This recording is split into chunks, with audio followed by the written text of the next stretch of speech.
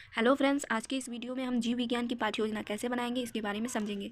तो चलिए शुरू करते हैं। सबसे पहले आप यहाँ पे पाठ्य योजना का क्रमांक डालेंगे, जो भी आपका पाठ्य योजना का क्रमांक है, और उसके बाद से विद्यालय का नाम, जिस विद्यालय में आपको टीचिंग करानी है वो विद्यालय का नाम रहेगा। फिर दिनांक रहेगा, जिस दिनांक में आप टीचिंग करा रहे हैं। सब्जेक्ट, जो भी आपका सब्जेक्ट होगा। कक्षा, जिस क्लास के बच्चों को आप टीचिंग करा रहे हैं। क्लास में जिस भी पीरियड में आप टीचिंग करा रहे हैं, अवधि आप जितना टाइम ले रहे हैं। प्रकरण है हमारा रक्त, ब्लड। तो चलिए देखते हैं सामान्य उद्देश्य क्या है। सामान्य उद्देश्य में पहला है छात्रों को विज्ञान के मूलभूत तथ्यों, नियमों और सिद्धांतों का ज्ञान कराना। दूसरा है छात्रों में वैज्ञानिक अभिरुचि का विकास करना। तीसरा है छात्रों को आधुनिक जीवन में विज्ञान के योगदान के बारे में अवगत कराना। चौथा है छात्रों को अर्जित ज्ञान का नई परिस्थितियों में प्रयोग करने के योग्य बनाना। और पांचवा है छात्रों को विज्ञान से संबंधित समस्याओं के निराकरण हेतु प्रयोगशाला के समुचित प्रयोग से अवगत कराना।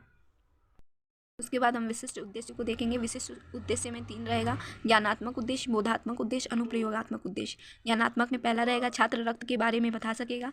दूसरा है छात्र रक्त को परिभाषित कर सकेगा। बोधात्मक में पहला रहेगा छात्र रक्त तथा उसके भागों की व्याख्या कर सकेगा। दूसरा है छात्र रक्त के विभिन्न अवस्था या रूप की पहचान कर सकेगा। अनुप्रयोगात्मक में क्या रहेगा?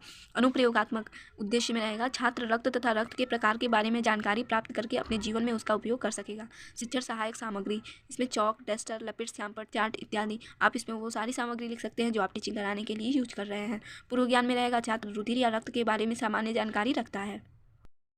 उसके बाद आता है हमारा प्रस्तावना का प्रश्न। प्रस्तावना का प्रश्न रहेगा, सबसे पहले आप पूछेंगे पृथ्वी पर कौन कौन से जीव पाए जाते हैं। तो छात्र बोलेंगे पेड़, पौधे, जानवर, मनुष्य इत्यादि। फिर आप इसी से रिलेटेड दूसरा प्रश्न पूछेंगे, मनुष्य को खरोच लगने या कटने पर कौन से रंग का तरल निकलता है। तो फिर छात्र बोलेंगे लाल रंग का। फिर छात्राध्यापिका का कथन इसी आंसर से रिलेटेड रहेगा, इस लाल रंग को किस नाम से जानते हैं। फिर बच्चे बोलेंगे खून या रक्त के नाम से। फिर आप बोलेंगे रक्त या रुधिर के बारे में आप क्या जानते हैं, या रक्त या रुधिर किसे कहते हैं। तो ये आपका समस्यात्मक प्रश्न रहेगा। फिर उद्देश्य कथन रहेगा, बच्चों आज हम रक्त के बारे में अध्ययन करेंगे। फिर आप यहाँ से टीचिंग कराना शुरू कर देंगे। टीचिंग कराने के लिए आप सबसे पहले 4 कॉलम बनाएंगे। पहले में क्रमांक रहेगा, दूसरे में शिक्षण बिंदु, तीसरे में छात्राध्यापिका कथन और लास्ट में रहेगा छात्र कथन।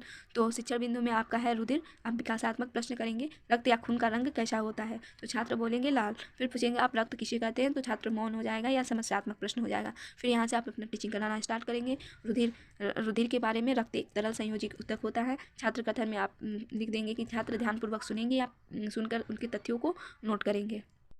एक तरल संयोजी ऊतक होता है। रक्त हीमोग्लोबिन के कारण लाल रंग का दिखाई देता है तथा हीमोग्लोबिन 2 शब्दों से मिलकर बना है, हिम प्लस ग्लोबिन, जहाँ हिम का मतलब आयरन से है तथा ग्लोबिन एक प्रोटीन होता है तथा ऑक्सीजन से क्रिया करके ये ऑक्सी हीमोग्लोबिन बनाते हैं। मनुष्य के रुधिर या रक्त में 2 भाग होते हैं, रुधिर कणिकाएं और प्लाज्मा। फिर दूसरा आपका शिक्षण बिंदु रहेगा रुधिर कणिकाओं के प्रकार। रुधिर कणिकाएं क्या होती है आप प्रश्न पूछेंगे। फिर छात्र का क्रिया होगा, छात्र मौन रहेगा। फिर आप इसे समझाएंगे। रुधिर कणिकाएं रुधिर का लगभग 40% भाग होता है। ये 3 प्रकार की होती हैं। पहला है लाल रुधिर कणिकाएं। ये रुधिर कणिकाएं गोल तस्तरी नुमा तथा दोनों ओर से पिचकी होती है। ये समस्त रक्त कणिकाएं का 90% होती हैं। ये केंद्रक विहीन होती हैं। ये कणिकाएं शरीर में अस्थियों की अस्थि मज्जा में बनती हैं। तो छात्र क्रिया में आप लिखेंगे छात्र ध्यानपूर्वक सुनेंगे। फिर दूसरा है श्वेत रुधिर कणिकाएं। ये लाल रुधिर कणिकाओं की अपेक्षा बड़ी होती हैं तथा केंद्रक युक्त होती हैं। श्वेत रुधिर कणिकाएं अमीबा के समान अनियमित आकार की होती हैं। इसमें कोई वर्णक नहीं होता है, इसलिए ये रंगहीन होती हैं। ये प्लीहा में बनती हैं। तो तीसरा है रुधिर प्लेटलेट्स। ये आकार में बहुत छोटी होती हैं। ये केंद्रक विहीन द्विउत्तलीय प्लेट नुमा होती हैं। एक घन मिलीमीटर रक्त में लगभग 250000 संख्या होती है। फिर आपका तीसरा शिक्षण बिंदु होगा रुधिर प्लाज्मा।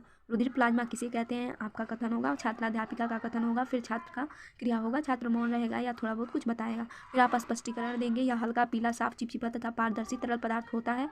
यह रुधिर का लगभग 50 से 60% भाग होता है। इसमें सामान्य रूप से 90% जल तथा 10% अकार्बनिक तथा कार्बनिक पदार्थ होते हैं।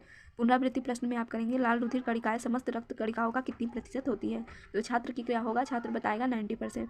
फिर दूसरा आप पुनरावृत्ति प्रश्न करेंगे श्वेत रुधिर कणिकाएं क्यों रंगहीन होती है। क्योंकि तब छात्र बोलेंगे इनमें वर्णक नहीं पाया जाता है, इसलिए यह रंगहीन होती है।